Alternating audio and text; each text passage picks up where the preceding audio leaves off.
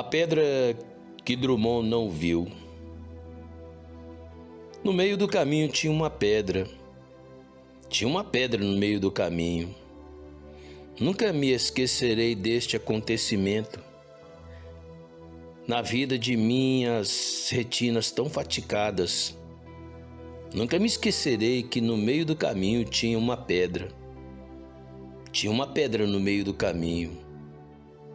No meio do caminho tinha uma pedra. Quando Drummond escreveu este poema, vivia-se um outro dilema.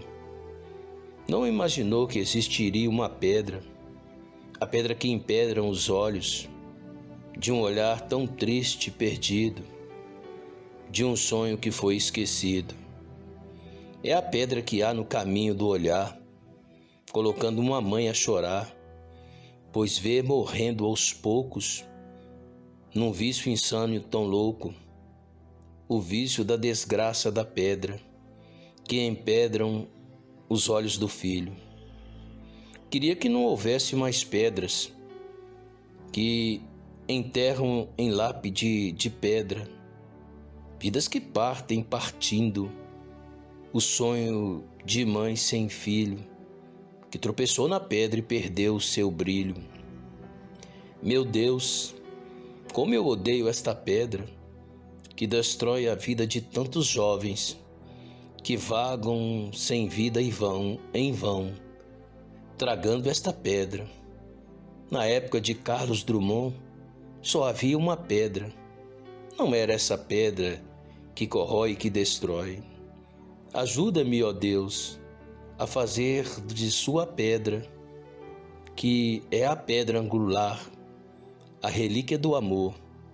Ela é Jesus, o Senhor, que despedaça estas pedras.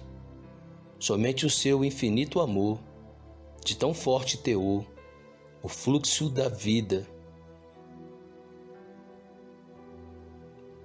Ó meu Deus, alarga as minhas fronteiras, tira o meu coração desta prisão, a prisão de não poder levar a mensagem a tantas vidas desgraçadas. Quantas mães, quantos filhos, quantas palavras em meu coração.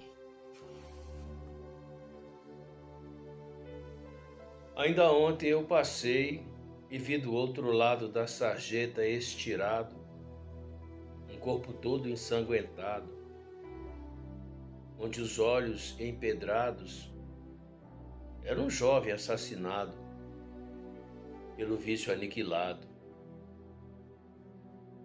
E com meu coração sufocado e em silêncio, eu vi uma mãe chorar sem consolo, sem lenço, uma vida subjugada, tão sucateada, uma mulher tão carcomida, com a alma abatida. E vi o descaso desta sociedade, onde ninguém se importa com nada. Pessoas até davam risadas. Hoje em dia isso é tão normal. Vejo jovens agrupados nas esquinas para chafurdar em suas sinas, de se ver por um vício maldito possuído, o coração corrompido e um lindo sonho interrompido. Pais que choram, políticos que ignoram, corroborando com leis lenientes, que também corroboram bandidos que exploram, escravos que ignoram, aqueles bem que poderiam ser algo mais e ir além, e não viver tão aquém. São farrapos na esquina, onde vão vivos tão mortos, e vão eles mortos vivos, até que a morte os separe do estado vegetativo. Hoje em dia é tão normal, algo tão imperativo, belos jovens inativos, nas esquinas a se drogarem, os seus sonhos entregarem por um trago de maconha, crack, cocaína, Esta é a sua sina. Rapaz, põe mais vida em minhas palavras, alargue as minhas fronteiras, deixa-me como um louco então gritar. Eu vejo jovens claudicantes, como mentes inconstantes, neste mundo tão errantes. Bendito seja o nome deste Deus maravilhoso chamado Jesus Cristo. Acredito que tenha sido sábado, esse último sábado. Olhando no Instagram, às vezes certas coisas que passam desapercebidas acabam impactando. E uma das coisas que me impactaram foi a postagem de um dos pastores da minha igreja. Um simples desenho, esse desenho que está na introdução deste meu vídeo que eu estou gravando agora. Eu até nem pedi a ele a licença, mas é porque mexeu muito comigo esse desenho, essa charge que ele fez. E me fez lembrar daqueles que estão escravizados pelas drogas. Os que têm melhores condições usam drogas mais potentes, mais caras. Já os mais miseráveis usam a maldita pedra de crack, que é uma das coisas que mais angustia a minha alma. Por incrível que pareça, um dos vídeos meus que alcançou maior visualização, a ideia não é essa de mostrar meus lindos olhos verdes ou minha imponente sabedoria, mas para que meu trabalho, que eu inclamo, a minha oração cotidiana é que Deus alargue as minhas fronteiras. Eu sei que parece uma utopia, mas mesmo assim eu vou insistindo na minha fé, na minha oração. Porque quem sabe assim, me alargando as fronteiras, eu vejo tantos que alcançaram, galgaram espaço pela internet e hoje são pessoas que se tornaram conhecidas. Quando se trata de uma pessoa idônea, ainda bem. Mas e quando se trata daqueles que fazem só besteiras e às vezes envergonha o Evangelho? A grande realidade é que o meu sonho é que através de um conhecimento maior do meu produto, eu possa aí então alavancar o meu chamado. E acima de tudo, o meu chamado tem duas motivações sinceras: a de auxiliar tantos missionários ou pessoas que estão nos rincões, nos confins dessa terra. O meu trabalho, esses meus livros, ou tudo que eu faça, possa servir de assistencialismo. Eu até fiz um comentário na postagem deste meu pastor. Ele é uma ótima pessoa, uma pessoa abençoada. E esse comentário eu falei com ele de como arde o meu coração, que eu possa me tornar, através do meu trabalho, um assistencialismo para tantas clínicas de drogados, enfim. Esse é o propósito que me faz sonhar, não com a fama, não com os louros da fama, como eu volto a repetir, que eu venha mostrar os meus olhos lindos, olhos azuis, mas que através disso o meu trabalho possa se tornar algo exponencial. E então eu possa, com meus livros, sejam de romances, poesias, crônicas, converter isso em um trabalho para que o nome de nosso Senhor Jesus Cristo, em primeiro lugar, venha a ser glorificado. Em segundo lugar, que eu possa sim ajudar a tantas pessoas que desejam e trazem um sonho missionário ou que estejam em missões.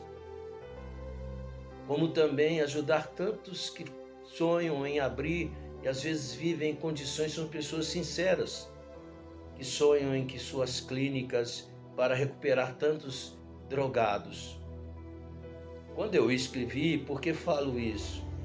Essa é a introdução de um dos meus livros. Diga-se de passagem, todos os meus romances, eu acredito que todos, apenas um, chamado Filhos da África, não aborda sobre drogas. É inerente à minha vida, porque fui um escravo do vício. E eu sei o que é uma família à mercê de um ente nas drogas. Eu sei o que é a escravidão do vício das drogas. E eu tenho clamado a Deus para que uma nova consciência possa se formar, porque hoje nós estamos sendo também tão lenientes, porque com o passar do tempo, até mesmo eu que tinha isso intrínseco à minha vida, às vezes vejo os jovens usando drogas com uma naturalidade tão grande. Passo, por exemplo, aqui na minha cidade de Belo Horizonte. Quando passo perto de um ponto de droga, eu vejo essas vidas e tenho aceitado com normalidade. Volta e meia eu falo com um ou com outro, que eu sei que são escravos desse maldito vício, que Jesus é a saída. E que Deus me abençoe, que me dê graça, para que eu possa, através do meu trabalho, e que Deus me levante, já que tantos pela internet, ou seja lá como for, alargaram as suas fronteiras. O meu sonho é esse, que Deus, pela sua misericórdia, possa também alargar as minhas fronteiras. Não para mostrar qualquer tipo de minha parte, ainda que isso aconteça. Em uma analogia para terminar, eu plantei uma árvore na minha igreja, ou eu quero dizer na igreja de uma forma em geral. Um dia eu estava indo embora, eu fui de carro com meu sobrinho e no estacionamento da minha igreja há uma área muito grande. Então eu pensei comigo, Deus, se eu tivesse plantado aqui uma árvore de um fruto saboroso, as pessoas que deixam o carro aqui, obviamente, viriam colher desses frutos. Eu não posso culpar minha igreja. Se eu colocar qualquer tipo de responsabilidade à liderança da minha igreja, eu estou dizendo, olha Deus, o Senhor não é tão soberano como eu pensei que fosse. Está dependendo da boa vontade de um homem. Mas eu creio que Deus tem um tempo certo para tudo. E já que eu fiz esta analogia, esta metáfora, tem uma árvore espiritual plantada nos átrios da minha igreja.